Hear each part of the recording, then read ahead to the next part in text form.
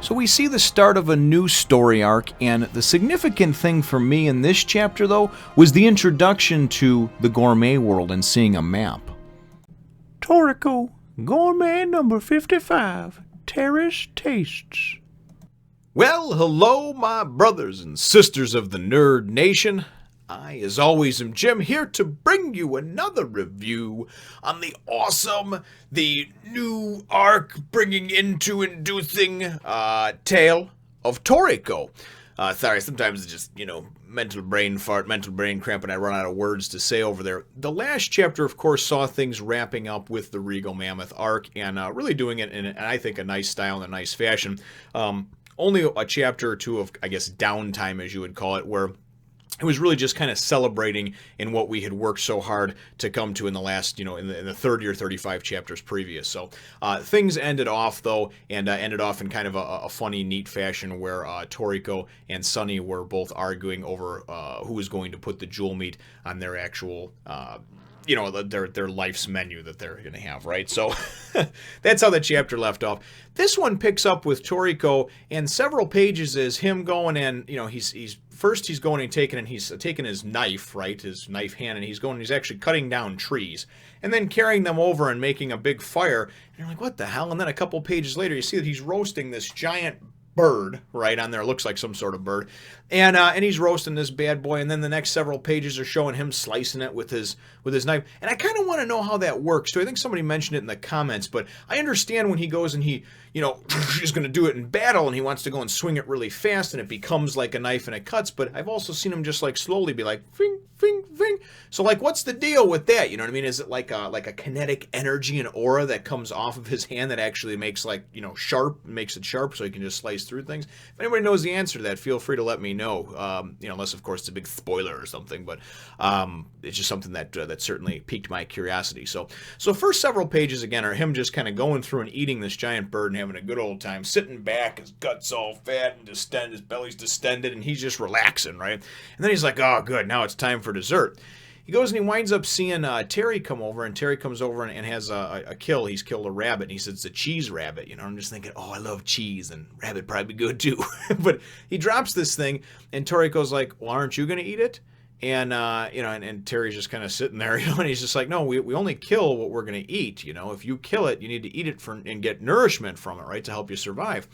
So anyway, then he goes on to kind of do an inner monologue and explain that 3 months have passed since the Regal Mammoth case that they finished up, and Coco, to try to keep Komatsu out of danger, kind of said, hey, you must be missing your restaurant, right, buddy? So I guess Coco went and Komatsu kind of went and just buried himself in his work, got back to the Gourmet Hotel and cooking up and everything like that and doing his job, and then that was Coco's way of temporarily keeping him out of danger. We found out, too, that Rin wound up healing up quicker than anticipated, and she had to go back to her job at the Coliseum, which she was not happy about, but people could catch her grinning from time to time because, she thinks that she's going to get that deep dicking by Toriko. At least that's my thought on that one. Anyway, so just the fantasy of it for her is just like, oh, Toriko. And they didn't really say what Coco went off to do or what have you, but then he said that him and Sunny, he finally just gave in and let Sunny have the jewel meat on his course as his entree. And he's like, but I'm not going to let him forget how good of a guy I was on that one, So the one thing, though, that he said is that in the last 3 months, Terry, the battle wolf, obviously, he has not eaten a full meal, like a real meal, So I don't know if he's just kind of picking at things or he's just not hungry or what. And then we also find that the Obasaurus just basically won't go away. He's like, I don't know what Terry did to gain so much of this thing's respect to where it's still following him around, but we thought it would have skittered off by now, and it's not, So he's talking about how his house is getting crowded and everything. But so that's kind of the first setup of the first half of the chapter, and then from there on, he actually goes and moves into going to like the world market, the gourmet market, right? And goes to meet up with his friend Tom, and he asks him how things are going, how's business. Tom tells him, hey, it would be better if you were bringing me stuff. And Toriko goes, listen, I need to talk to you about that problem that I had, that dilemma. So Tom says, all right, meet me later on tonight, and they wind up meeting at this local bar or what I guess I'm assuming it is, for a drink and to meet up. And Toriko asks Tom, he says, so what do you got for me, And Tom says, listen, the only thing, I was thinking about your problem with your, what do you call it, with your anorexic wolf, your anorexic battle wolf, and battle wolves are from the Gourmet World, right? And so they're used to, they have different tastes as far as the type of food that they eat food from the Gourmet World. So Toriko's like, so you think that maybe even though he's a clone, that like it's in his DNA and his blood, that's the type of food that he's wanting, you know?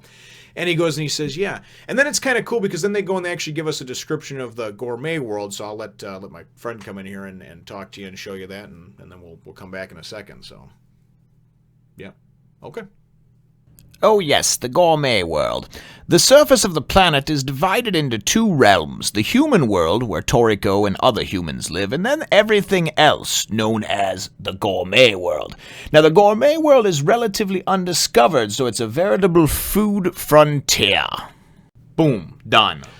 All right, well, anyway, so now we know a little bit more about that, and for me, that was a cool thing to be explained, because when I heard stuff about Gourmet World, I didn't know if this was supposed to be like a different planet, a different realm, a different dimension, if it was on our planet, and it's really kind of cool to see that just like, all right, this is how much of the world that we occupy right now as humans. All this shit beyond that, that's the Gourmet World, you know what I mean? And it's obviously got to be so dangerous, I'm assuming, that it's just uninhabitable at this point by humans, you know, by humankind, so very cool stuff.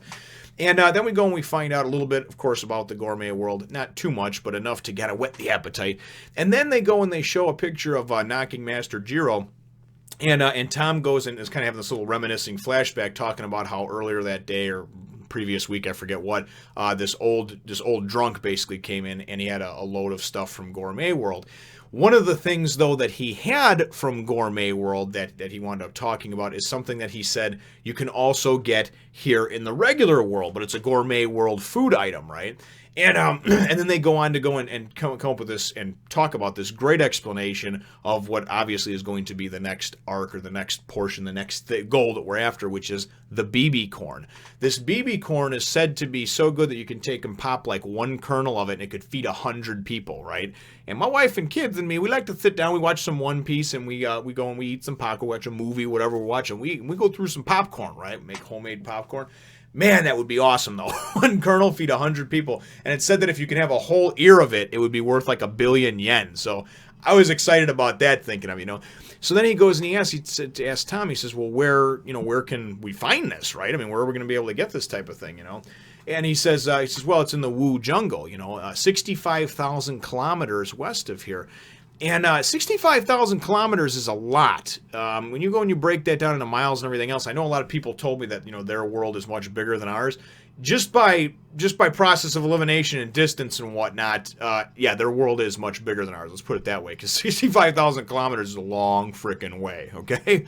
But anyway, and he's like, and so Tom goes and he's like, the Wu jungle, and it's, you know, it's said to be one of the most dangerous jungles and this and that. They call it jungle hell, plant hell, I think they call it, plant hell, because all the plants in there are carnivorous, wall-to-wall plants that are carnivorous, right? And Toriko's just like, oh, that sounds great. That sounds like a vacation for Terry and I. So I just thought the whole premise of it was great. You know, we got a little picture of Jiro over there. But as he goes and he describes to him about this BB corn, and then it goes and it actually shows us a couple of pages over here, and we get to see a smaller animal that then goes and gets eaten by this giant, I don't know if that's just some kind of giant plant or, I can't even, it looks like it's just like a giant plant, like a Venus flytrap or something like that. So, but anyway, that's how it ends. You know, the Wu jungle is wall-to-wall carnivorous plants. Fine by me. Sounds like a vacation for me and Terry. And then it says menu number 5, BB corn. And that, my friends, brothers and sisters, is how the chapter ends off. So definitely, again, one of those where, you know, you don't have all kinds of crazy action going on, but you really didn't need it. You know, I enjoyed the first part of it because I really just enjoy seeing like Toriko go and just like cook and slice something up and eat it. I don't know what it is about it. I never thought that watching or reading a manga in black and white that's drawn by somebody else, that I'd enjoy watching somebody else's drawing of somebody eating food, a fictional character eating fictional food. But it really is. It's mouth-watering, you know? So good stuff over there. But really my, I guess my chapter question over here is, what are your thoughts on the brief explanation that we've been introduced to about Gourmet World, and it obviously just being kind of located outside of our own boundaries that we're able to inhabit? I do hope that at some point in the future we get a little bit of a history of this world and this particular world and you know, the history of humankind and everything else, because obviously, okay, we've got a certain portion of it, but it's so much bigger world. Who created the boundaries? Where did things start off? How long has humankind been around? Those are all questions that I'll have that hopefully will get answered down the road. But anyway, if you could answer the question, of course, about what are your thoughts on Gourmet World and just kind of how they showed with the map and everything else. To me, it was very cool. It was very enlightening, and it was nice to actually see something and not have to wait another 100 chapters just to hear about it again. So, because we heard about it from, I think, Stargent a few chapters ago when he talked about Terry and the Battle Wolf. So, anyways, leave your answer to that question in the comments down below. Feel free to hit the thumbs up, the like button if you should think that I deserve it, and subscribe if you haven't done so already. We'll look forward to catching all of you in the next one, nation! Do you like Katy Perry, being kissed by a girl, or are you human? If you answered yes to any of these questions, you may want to go over to my Facebook and Instagram page.